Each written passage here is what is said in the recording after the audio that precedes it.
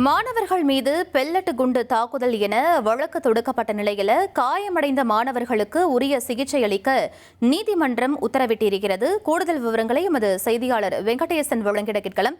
வெங்கடேசன், இந்த வழக்கின் பின்னணி என்ன? மேலும் நீதிமன்றம் என்ன சொல்லியிருக்கு?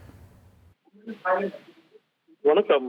நீட் வினாத்தாள் கசிவு விவகாரத்தில் கர்பான்பூசி ஜனதா கட்சி கடந்த 20ஆம் தேதி நடத்திய போராட்டத்தின் போது பெல்லட் குண்டுகள் பயன்படுத்திய விவகாரத்தில் முன்னாள் IPS அதிகாரி யசோவர்தன் ஆசாத் தாக்கல் செய்த பொதுநல மனுவில் இனி போராட்டங்களில் இது போன்ற பெல்லட் கன்கள் பயன்படுத்தக்கூடாது என்று தெரிவித்திருந்தார்.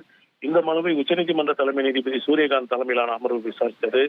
மனுதாரர் தரப்பில் மூத்த வழக்கறிஞர் பிருந்தா ஆஜராகி பெல்லட்டுகள் ரப்பர், பிளாஸ்டிக் அல்லது உலோகத்தால் செய்யப்பட்டதாக இருந்தாலும் ஜந்தர் மந்தரில் பயன்படுத்தப்பட்ட பெல்லட்டுகள் உலோக பெல்லட்டுகள் என்றும் போராட்டத்தில் ஈடுபட்ட இருவரின் உடலில் இருந்து அகற்றப்பட்டுள்ளதாகவும் பெல்லட் துப்பாக்கிகளை பயன்படுத்த வேண்டும் என்று டெல்லி காவல்துறையில் நிலையான இருந்தால் அப்படி அந்த உத்தரவை தாக்கல் செய்ய வேண்டும் என்று வாதிட்டார்.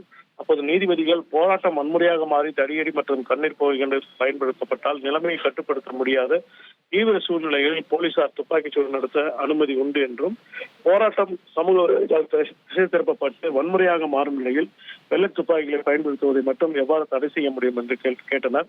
இந்த நீட் வினாத்தாள் கசிப்புக்கு எதிராக மாணவர்கள் நடத்திய போராட்டத்தின் போது டெல்லி ஜந்தர் மந்தரில் பணியில் ஈடுபட்டிருந்த அதிரடிப்படை தொடர்பான வெடிமருந்து மற்றும் ஆயுத பதிவுகளை பாதுகாத்து வைக்குமாறு மத்திய அரசுக்கு உத்தரவிட்டதுடன் இந்த பெல்லட் குண்டுகளால் காயமடைந்தவர்களுக்கு உரிய சிகிச்சை அளிப்பதை உறுதி செய்ய டெல்லி அரசுக்கும் உத்தரவிட்டுள்ளனர். இனி செல்லும் இடமெல்லாம் செய்தி.